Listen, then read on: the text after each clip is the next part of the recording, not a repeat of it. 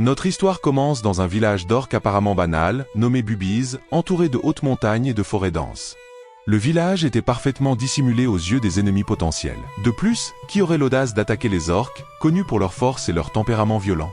Notre personnage principal est un petit orque nommé Ghoul, connu dans tout le village pour ses farces.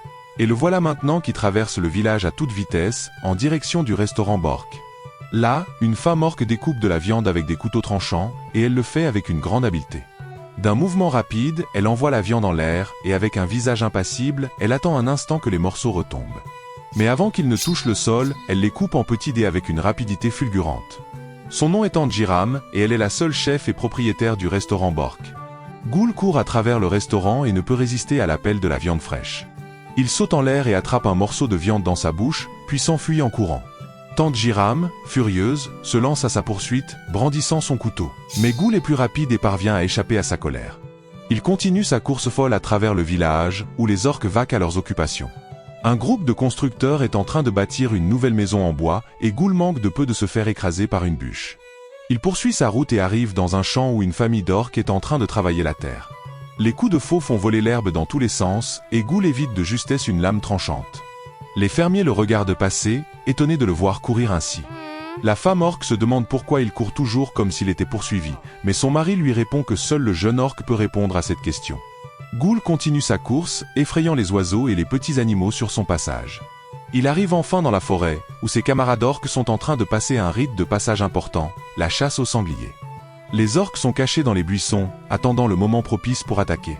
Mais Ghoul, dans sa course effrénée, fait du bruit et alerte le sanglier. Ghoul n'a pas prêté attention à tout cela et a continué à courir. Les chasseurs en colère et frustrés ne comprenaient pas ce que ce coureur faisait ici. Ils allaient se venger de lui et le retirer vivant à la place du sanglier qu'il avait effrayé, s'il n'en attrapait pas un autre aujourd'hui. Soudain, à leur grande surprise, le sanglier s'est arrêté et est resté immobile à proximité. Ils ne pouvaient pas croire que ce sanglier soit si stupide. Les deux amis orques, dont les noms étaient Dobok et Kagan, ont commencé à sourire et à afficher des sourires satisfaits. Kagan pensait qu'il était sûr d'avoir un festin cette nuit-là, Dobok était d'accord avec lui et avait hâte de se remplir de viande de sanglier. Mais le sanglier en a décidé autrement et s'est enfui en pétant bruyamment. Les deux amis idiots ont couru après lui avec rage, menaçant de tuer le cochon stupide. Ghoul a finalement ralenti. Il a immédiatement eu des vertiges à cause de la course rapide et de l'arrêt brutal.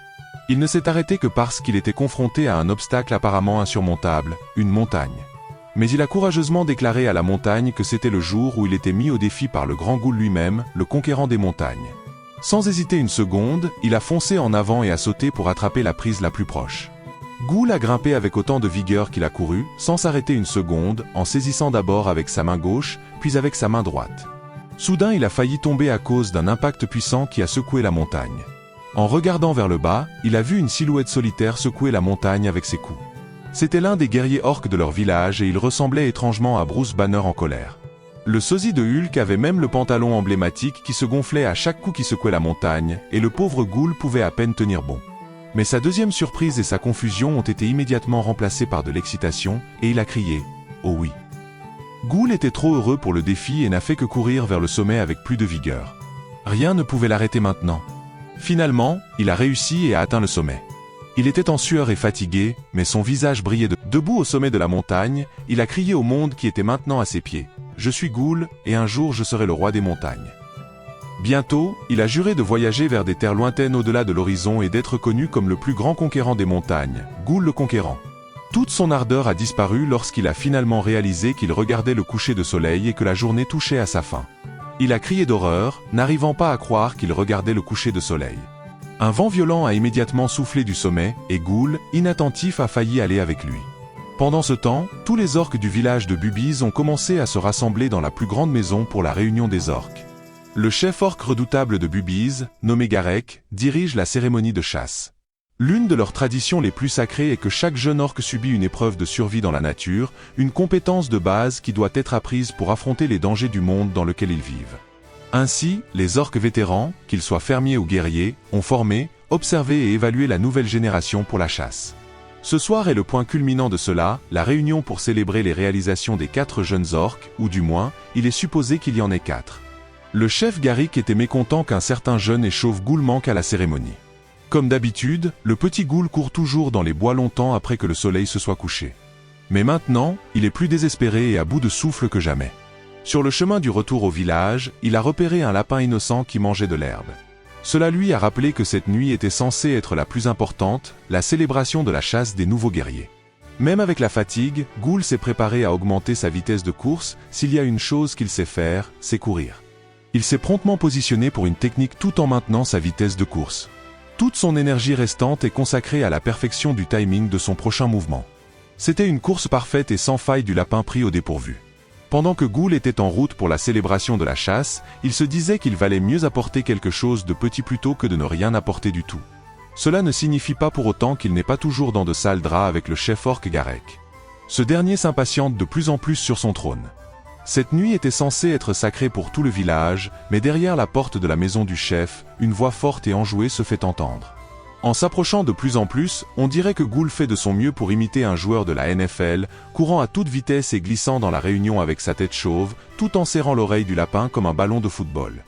Ghoul est enfin arrivé. Il avait l'impression d'avoir marqué le touchdown de sa vie après avoir franchi l'entrée. Le plus grand athlète du monde, un joueur magnifique par excellence, le conquérant. Ce petit gars est tellement pris dans le moment qu'il oublie ce qu'il attend à l'intérieur de la maison. Les redoutables orques n'étaient pas du tout impressionnés par son entrée bruyante.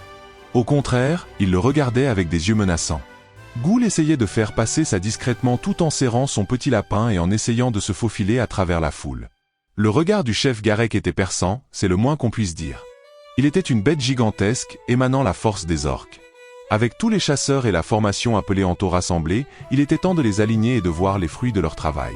Chacun d'eux avait eu toute une journée pour chasser tout seul, cela devrait être plus que suffisant pour apporter quelque chose qui peut satisfaire l'appétit de chacun. En commençant par le jeune chasseur rude et austère Kagan, il ramena un gros sanglier si sain et vif qu'il continuait à péter. Des acclamations fières des villageois éclatèrent tandis que le chef hochait la tête avec juste assez de satisfaction. Ensuite, un autre jeune chasseur, Dobok. En regardant sa tête et ses poings battus, il est évident qu'il a eu du mal avec sa proie, mais il a prouvé que sa tête était plus dure que les sabots d'un cerf. La foule l'a loué pour être un exemple exemplaire de la force des orques, même le chef Garek souriait et hocha la tête de louange. Le troisième jeune chasseur, Mutu, tenait sa tête haute. Il a chassé un mouton à grandes cornes sans même transpirer ou salir ses vêtements. Le chef ne put s'empêcher d'applaudir et de se réjouir à la vue d'un si prometteur jeune chasseur dans cette cuvée, les villageois l'ont même surnommé OSP. Ce gamin était vraiment surpuissant. Comparé à tout le monde, entrant à la dernière seconde, c'est nul autre que le puissant jeune chasseur Ghoul. Avec son petit et triste lapin en main. Il manque de grandes proies, mais il compense par de pures vibes. Mais les villageois n'étaient pas du tout impressionnés. Juste un silence mortel et immobile après avoir vu tous les jeunes prometteurs. La bonne humeur du chef Garek s'est transformée en rage après avoir vu que c'est tout ce que Ghoul peut dénicher pour une journée entière de supposée chasse. Braba Ghoul est le fils de Golfin, le plus grand forgeron du village de Bubiz et maintenant le chef s'avance vers lui avec une fureur sinistre rayonnant partout. Le petit fauteur de troubles chauve tremblait dans ses bottes, bégayant ses mots et appelant accidentellement le chef Chip au lieu de Garek. Garek était insulté par le butin bon marché que ce jeune avait apporté pour la cérémonie sacrée. Les méfaits de Ghoul ce soir ont aussi apporté la honte à sa mère. Avec tout cela à l'esprit, Garek a furieusement préparé son poing avec une passion brûlante. Il le lança ensuite avec une vitesse aveuglante, comme un avion supersonique se dirigeant droit vers le petit. Ghoul a encaissé le coup disciplinaire niveau 1 du poing droit du chef, un poing aussi grand que le corps du petit gars. C'était tellement douloureux qu'il a senti le monde devenir noir et blanc pendant une minute. L'entrée de la maison était absolument démolie par l'impact alors que Ghoul volait comme une poupée de chiffon. La force de Garek était si puissante que deux guerriers orques ont dû sauter pour attraper Ghoul de toute leur force pour l'empêcher de voler Dieu sait où. À ce moment-là, c'était comme si son âme avait quitté son corps. La douleur de l'empreinte de son estomac avait totalement engourdi ses sens et l'avait assommé. Quand Ghoul s'est réveillé quelques moments plus tard, la cérémonie de chasse était terminée et il était tout seul au milieu du village. Certains ouvriers ont été assez gentils pour le soigner, mais la douleur de ce coup disciplinaire persiste toujours. Le chef Garek voulait seulement que ses jeunes chassent, et il semblait que Ghoul avait juste joué toute la journée. Les orques sont censés être forts, entraînés et disciplinés. Ghoul a tourné leur tradition en dérision en étant faible et paresseux pour la chasse. Garek ne veut même plus voir la tête chauve de Ghoul. Le petit gars doit réfléchir à ce qu'il a fait. Ghoul savait que le chef voulait qu'il réfléchisse à ses actions, mais ce coup était toujours trop pour lui. En marchant à travers le village faiblement éclairé, il remarque qu'il est déjà à l'entrée de sa maison. Au lieu d'entrer dans la maison du plus grand forgeron, Ghoul a choisi de continuer à marcher. Il ne veut tout simplement pas voir le visage de cette vieille dame grincheuse. Rien qu'imaginer les cris en colère de cette vieille orque redoutable et bien équipée suffisait à lui donner des frissons dans le dos. Alors il a continué à marcher en chantant doucement, arrivant finalement à sa base secrète, une caverne près d'une falaise au sommet d'une montagne. Il avait tout ce dont il avait besoin dans cette base secrète confortable. Il avait de la nourriture, un lit et tout ce qu'un jeune orque avait besoin pour passer la nuit seul. Dans un coin de la pièce, il avait même une lampe qu'il suffisait de secouer un peu pour éclairer l'endroit. Cette journée avait été absolument épuisante pour Ghoul, alors se coucher pour un moment était tout ce dont il avait besoin. Il se sentait à l'aise pendant un moment, mais sa blessure de plus tôt commençait à se manifester de nouveau. Tout ce qu'il voulait, c'était se reposer, mais les conséquences de ses actions le dérangeaient douloureusement. Il semble que la nuit n'est pas encore terminée pour le jeune orc. Tout son corps picotait d'inconfort. Pour l'instant, il pourrait aussi bien uriner pour se soulager. Ses blessures et même sa vessie ne le laisseraient tout simplement pas se reposer pour la nuit dans sa base secrète. Sa toilette est le monde entier, ou du moins le bord de la falaise. Dehors, devant la caverne, malgré la douleur, Ghoul ne raterait pas l'occasion de jouer, même s'il devait le faire avec sa propre urine. Il est devenu si bon à utiliser la falaise comme toilette qu'il peut maintenant exécuter la légendaire Rolling Thunder Pea. Son moment de plaisir fut soudainement interrompu en voyant un énorme feu au milieu de la forêt. En y regardant de plus près, ce feu ne ressemble pas à un feu de forêt ordinaire. En réalité, il se rapprochait et se propageait à travers les arbres.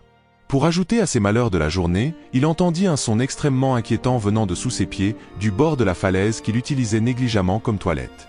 Le « toilette en plein air » de Ghoul s'effondra alors que son jet d'urine était encore en cours. Il semble que la falaise ait été explosée par le même incident bizarre lié à ce qui se passe avec le feu dans la forêt. En tombant d'une hauteur si effrayante, il réussit à remonter son pantalon, mais son urine tombait à côté de lui. Ghoul heurta le sol rocailleux. Une seconde blessure non liée mais tout aussi douloureuse en une seule nuit. Son dos était en agonie, le faisant crier de douleur. Sa conscience commençait à s'évanouir de nouveau, mais le destin était bien trop cruel pour laisser Ghoul en paix. Sa propre urine est descendue de la falaise et a atterri directement dans sa bouche grandement ouverte. Ghoul essaya désespérément de se débarrasser de l'urine dans son système digestif comme s'il était possédé par un esprit maléfique.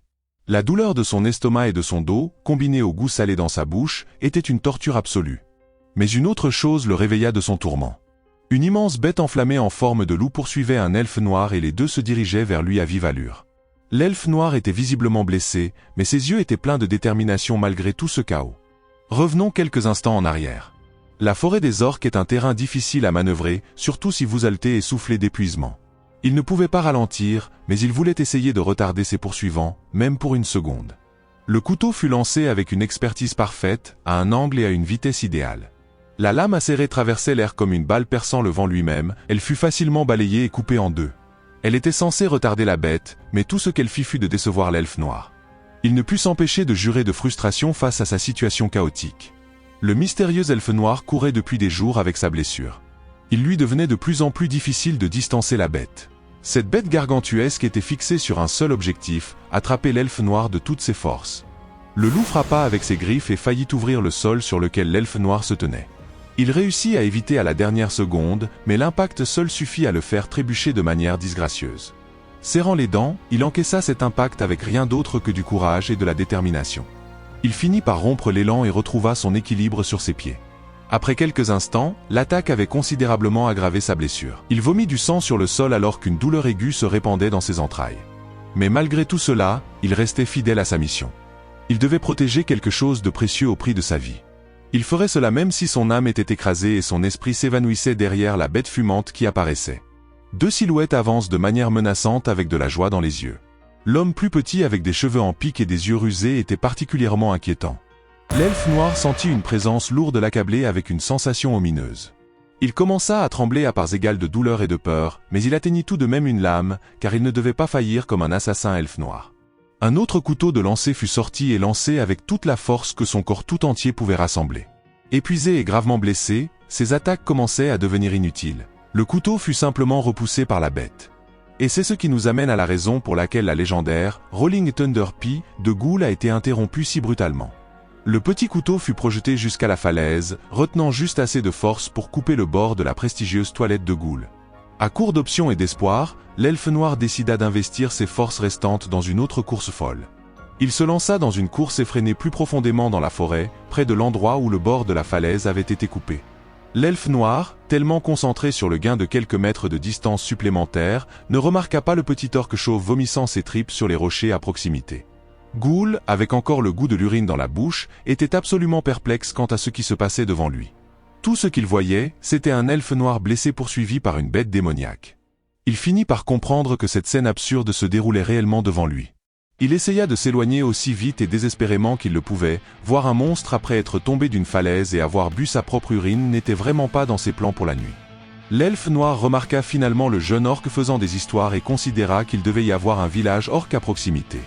Si tel était le cas, il y avait peut-être encore une chance de sortir de cette situation vivante. L'elfe noir essaya d'appeler Ghoul, mais le chauve était trop concentré à prétendre ne pas avoir peur de la bête. Il prévoyait même d'utiliser certains des débris de roche tombés comme une sorte d'arme.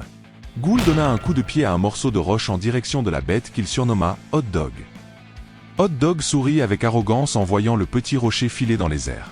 Au lieu d'une simple et humiliante parade, le petit rocher réussit à produire une fissure à l'impact. C'était au-delà des attentes de la bête qu'un petit orque chauve puisse endommager sa griffe acérée, mais Ghoul n'était encore qu'un enfant effrayé et il réussit à énerver une bête redoutable inconnue. Pour l'instant, il pourrait aussi bien faire ce qu'il sait faire de mieux, courir aussi vite que possible. En voyant à quel point cette course effrénée était ridicule, même l'assassin elfe noir fut impressionné par l'énergie du jeune orque. Malheureusement, Ghoul est peut-être rapide, mais il peut être maladroit et inattentif par moments. Il manqua un morceau de rocher en cours de route, cette petite imperfection du terrain combinée à sa vitesse aveuglante le fit rouler sur le chemin rocailleux. Il n'a pas pu briser son élan d'un coup, et le voici se diriger maintenant vers sa deuxième expérience de plongée non intentionnelle de la nuit. N'hésite pas à partager et à liker la vidéo pour soutenir Ghoul dans son élan de péripétie. Le jeune orque atterrit sur la falaise face la première, il se retourna encore et encore comme une poupée de chiffon. Sans contrôle, ses blessures et ses contusions commençaient à s'accumuler, physiquement et mentalement. Ghoul finit par toucher le sol, son corps mou et sans mouvement. L'elfe noir suivit également, Monsieur Assassin ne pouvait pas être sûr si ce gamin allait bien ou non. Quelques secondes plus tard, les instincts de survie de Ghoul prirent le dessus alors qu'il revenait brusquement à la conscience. Il sentit immédiatement la présence de quelqu'un à côté de lui, alors il lança un uppercut vicieux en demandant qui était l'étranger. Ghoul enchaîna même avec une gifle nette avant de commencer à comprendre un peu la situation, il s'excusa maladroitement d'avoir été effrayé par cette personne inconnue. Il l'appelle maintenant « Bras », remarquant les oreilles pointues et le teint, Ghoul voyait peut-être un elfe pour la première fois de sa vie. Cet assassin était fatigué et épuisé. Ses jambes commençaient à céder, mais ses yeux étaient toujours pleins de détermination sans relâche. L'elfe noir se présenta comme Adressin Ran de la forêt de Rodstone. Il était gravement blessé et avait besoin d'un coup de main. Mais avant qu'il ne puisse formellement demander l'aide de Ghoul, la bête Hot Dog avait déjà rattrapé son retard en haut de la falaise. Les fixations métalliques sur le corps de la bête commençaient à ressembler à une locomotive à vapeur. Le bruit et la température augmentaient continuellement jusqu'à atteindre un degré terrifiant. Sur sa gueule géante, une boule de feu brûlante commençait à s'accumuler et à tourbillonner. La massive boule de feu fut lancée à une vitesse si terrifiante qu'elle ressemblait à une météorite descendant du ciel. Ghoul et Adressin Ran étaient abasourdis, ils devaient soit encaisser, soit esquiver un tel coup mortel. Ils n'avaient en réalité pas le choix. Ils devaient sauter de toute leur force, à moins de vouloir littéralement être cuits. Adressin était assez fluide dans son esquive, mais Ghoul était le roi de se jeter sur des surfaces douloureuses. La blessure de l'elfe noir recommençait à s'enflammer, il perdait du sang à un rythme alarmant, son seul espoir résidait en ce jeune orque maladroit devant lui. Il avait désespérément besoin de l'aide de Ghoul. Mais pour l'instant, Ghoul préférait sauver sa propre peau avant même d'écouter l'assassin. Aussi fort qu'il essayait, Adressin était sur le point de succomber à ses blessures jusqu'à ce qu'il s'évanouisse enfin alors que la bête redoutable s'approchait doucement derrière lui. Adressin était inconscient pendant un moment. Mais après avoir vaguement repris conscience, il assista à quelque chose d'incroyable. Le jeune orque qui avait fui comme un lâche le portait maintenant. Ghoul pleurait toujours de peur pour sa vie, mais il risquait sa vie pour porter un étranger hors de danger. Ghoul ne voulait rien entendre. Son esprit était concentré sur une seule chose, sortir d'ici. Mais cela pourrait devenir encore plus difficile maintenant que la bête commençait à accélérer. Ghoul et l'assassin allaient bientôt être pris dans un très vilain atterrissage. Ils devaient courir plus vite, ou la moitié supérieure de leur corps pourrait dire adieu à la moitié inférieure. Ghoul courait depuis quelques instants, et maintenant une attaque fatalement acérée venait sur eux par derrière. Il décida de lancer l'elfe noir en l'air, loin de l'impact à temps. Quant au jeune orque, sa vitesse et son temps de réaction se révélèrent être des sauveurs alors qu'il esquivait la force tranchante au-dessus. Après une esquive fluide, il recommença à courir comme s'il n'avait plus de temps. Il jeta dressant assez loin et haut, et maintenant l'elfe plongeait rapidement du ciel nocturne. La vitesse et le courage de Ghoul lui permirent d'esquiver un coup mortel tout en gardant Dressant en sécurité. Cette énergie tranchante du maudit Hot Dog manqua de peu le duo. Heureusement que Ghoul n'avait pas de cheveux à perdre. Le Hot Dog préparait une autre lance de feu avec sa mâchoire redoutable. Pour l'instant, le plan le plus prudent était de se diriger vers le village de Bubiz aussi vite que possible.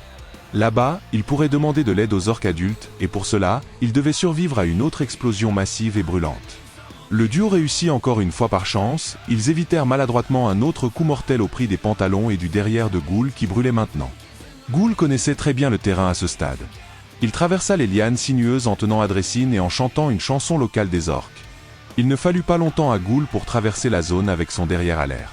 Il réussit à emmener Adressine juste à l'extérieur du village orc, sa rapidité devrait lui donner le droit d'afficher un sourire narquois à la bête poursuivante.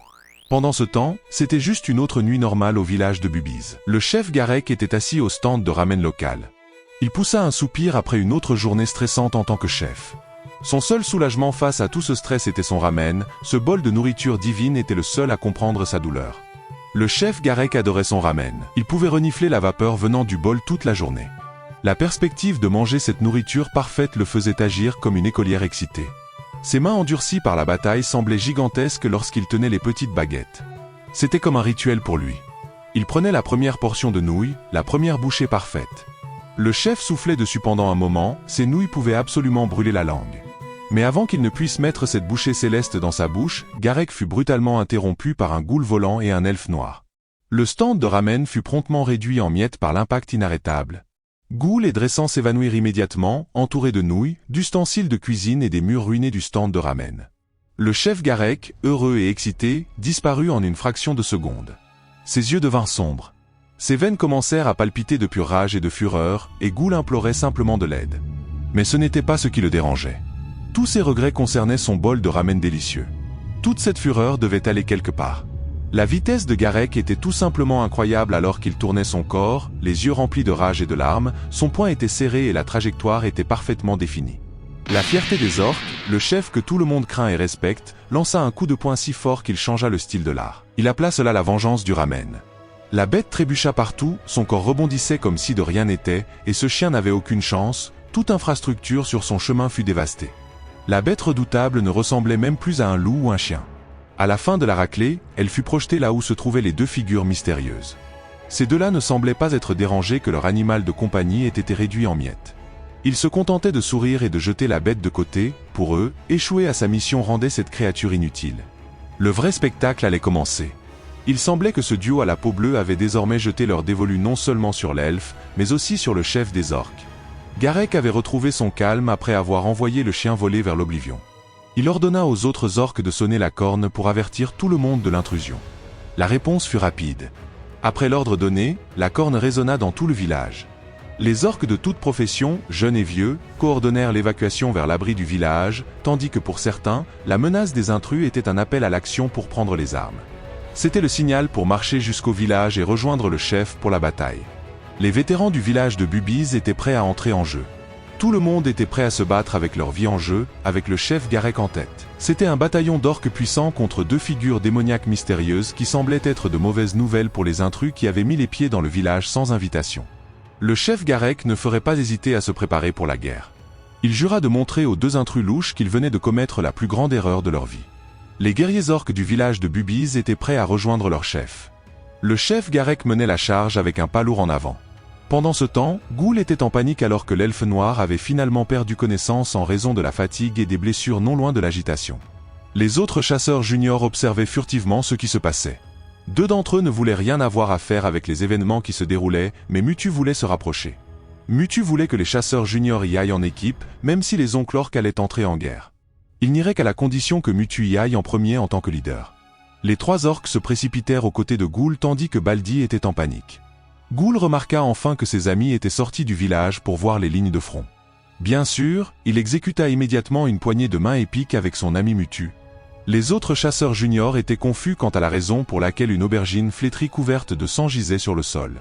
Un des guerriers orques vit les enfants insolents et leur cria dessus pour être près du champ de bataille. Ils expliquèrent ensuite qu'ils cherchaient simplement Ghoul. De l'autre côté du champ, le duo mystérieux avait finalement fait leur mouvement. Tous deux souriaient comme s'ils ne s'apprêtaient pas à affronter un bataillon orc complet, mais cette confiance n'était pas dénuée de fondement. Ghoul frissonnait à la vue de ces deux hommes souriants. Mutu ressentait également la pression et demanda à leurs oncles orques contre qui ils allaient se battre. D'après la lourde présence seule, le guerrier savait déjà ce qu'il allait affronter. Pendant un bref instant, Adressine ouvrit les yeux et murmura quelque chose de terrifiant. Ces deux figures mystérieuses n'étaient pas des voyous ordinaires. Leurs yeux perçants qui peuvent voir à travers tout ne pouvaient être possédés que par certains êtres. Ils étaient des démons à part entière et ils étaient descendus pour capturer l'elfe noir. Mais le chef Garek restait impassible. Il émit un avertissement aux deux, leur demandant de faire demi-tour ou de mourir là sur le champ. Il semblait que le plus petit démon ne prenait pas cet avertissement au sérieux. Il se présenta comme Isol, vice-capitaine de l'armée des démons de la cupidité. Isol proposa même de quitter la zone dès qu'il récupérerait l'elfe noir rusé. Le chef Garek du village Bubiz répondit avec une présentation de lui-même. Il ne laisserait pas ces démons lui dire quoi faire sur son territoire, surtout après avoir détruit son précieux moment de ramen. Négocier était hors de question. Les démons de la cupidité pouvaient soit partir, soit être enterrés dans le sol. Cela provoqua un rire massif du vice-capitaine Isol, persuadé que le chef regretterait ses paroles. C'était le signal pour que le plus grand démon sourit d'une oreille à l'autre et passe à l'action. La vitesse du grand démon n'était pas une blague. Il disparut en un clin d'œil. Le chef Garek ressentit une sensation de malheur pendant un bref moment, mais ce n'était pas pour lui. Il se tourna pour crier à tout le monde de tenir leur position. Les mouvements du grand démon étaient aussi brutaux que rapides. Ces formidables guerriers orques furent systématiquement renversés un par un lors d'une charge violente. Un guerrier réussit à sentir le danger venir de derrière et bloqua le poing massif du démon musclé avec une lame. Mais même un temps de réaction et une réponse décente peuvent être rendus inutiles par la pure force brute. Le guerrier est envoyé voler comme s'il ne pesait pas une seule livre après avoir pris un coup. Il vole dans la douleur en serrant sa lame partiellement détruite. Heureusement, il y a des petites mains prêtes à amortir sa chute. Les 4 jeunes chasseurs attrapent leur oncle orc avec des dents serrées. Même pour un vétéran aguerri, ces démons sont vraiment trop forts. La différence de taille elle-même est assez incroyable, car les orques sont connus pour leur stature imposante. Ce démon musclé et inquiétant est connu sous le nom de Humfin, le 3e siège de l'armée des démons de la cupidité. L'autre côté du champ de bataille semble plus bruyant que cette partie, et les jeunes chasseurs commencent à s'inquiéter. Le guerrier applaudit l'introduction impressionnante du démon dans sa tête, alors il essaie de se faire une introduction cool pour lui-même, mais son nom est littéralement Bob le bâtisseur. Il montre fièrement la maison qu'il vient de construire, comme si elle était censée être impressionnante en termes de qualité de construction orque. Bob le bâtisseur est vraiment au top du jeu en matière de solidité. Humfin, le démon, est amusé par cette introduction, il ne savait pas qu'il allait affronter quelqu'un qui construit, un match parfait pour lui en tant qu'être qui ne fait que détruire. Le démon du 3e siège prépare ses jambes pour une charge qui mettra fin à toutes les charges. Bob le bâtisseur se tient droit et fier, protégeant la nouvelle génération derrière lui. Avant que le combat ne devienne incontrôlable, il crie aux gamins de s'éloigner aussi vite qu'ils le peuvent. Maintenant qu'ils ont vu de quoi les ennemis sont capables, une peur véritable allume un feu sous leur derrière. Bob le bâtisseur et sa lame fissurée vont tenter une nouvelle bataille de force. Évidemment que Bob se fatigue énormément tandis qu'Humfin sourit de manière maniaque. Alors que le chef Garek avertissait ses troupes du danger imminent, il commit une grave erreur. Il ne parvint pas à garder ses yeux sur l'autre ennemi, Isolrite, le vice-capitaine de l'armée des démons de la cupidité. Ce démon était déjà en l'air, préparant un coup de pied extrêmement létal à l'arrière de la tête du chef. Le coup produisit un boom sonique et un impact capable de détruire tout sur son passage. Heureusement, le chef avait des réflexes éclairs et une défense très solide. Il encaissa ce coup comme si de rien n'était, et repoussa Isolrite, forçant le démon à battre en retraite. Isol était simplement amusé par cela. Il combattait l'incarnation de la force orque, et il ne pouvait s'empêcher de rire. Il était véritablement impressionné que le chef orque soit plus capable qu'il ne l'avait initialement pensé. Mais le chef allait maintenant devenir sérieux. Il venait de voir à quelle vitesse le démon se déplaçait. La seule solution à ce problème était de terminer le combat rapidement. En enlevant sa veste, Isolrite ne croyait pas que cela serait aussi facile pour le chef, car ce n'était que le début. Ou peut-être, s'il se battait durement dès le début, cela pourrait aussi être la fin. Isolrite était un accro de la vitesse, traversant le champ comme si les lois de la physique n'existaient pas. Le chef Garek se préparait fermement à un impact qui, mystérieusement, ne vint jamais de face. Cependant, le chef avait un instinct de combat aiguisé comme un rasoir. Il savait que son dos était entièrement exposé, alors il se retourna rapidement avec un regard assoiffé de sang sur le visage. Il lança un coup de pied tournoyant et sauvage qui frappa Isolrite en plein visage.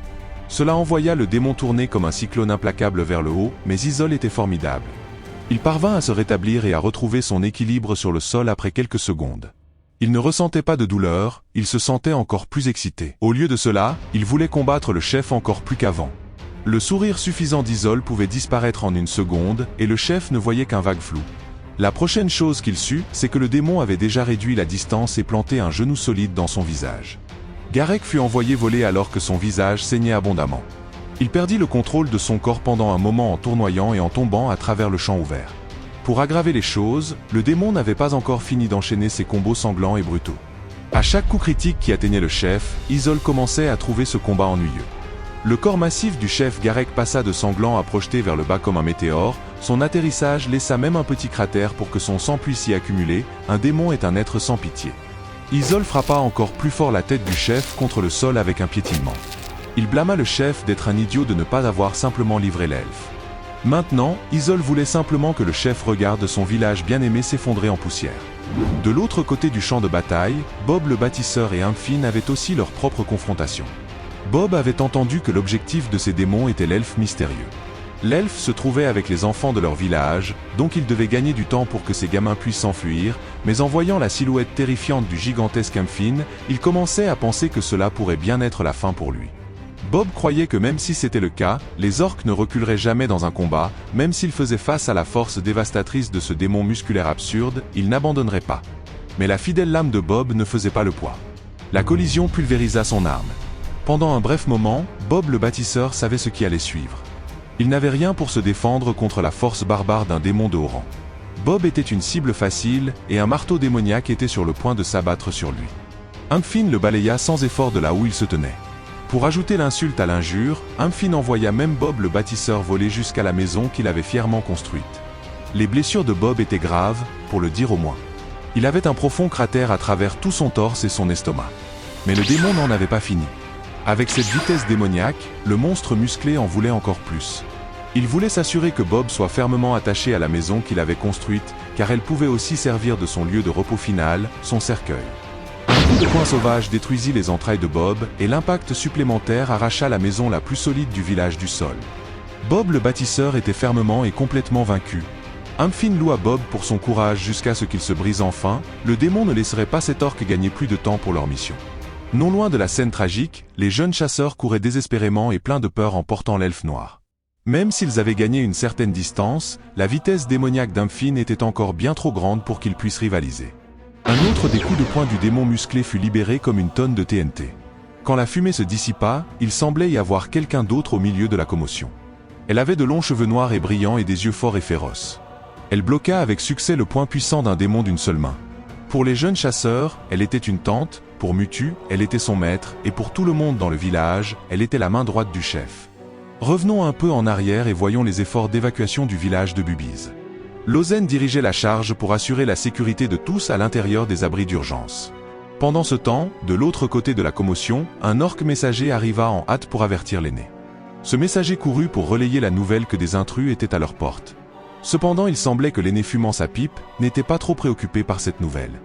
Le vieil orque au regard redoutable savait déjà ce qui se passait avec toute cette agitation. Lozen était occupé à mettre tout le monde en sécurité lorsque les explosions du combat intense se firent entendre. Elle se précipita immédiatement pour atteindre les premières lignes aussi vite que possible. La zone d'évacuation est située au sommet d'une falaise au-dessus du village, et la guerre se déroule en bas.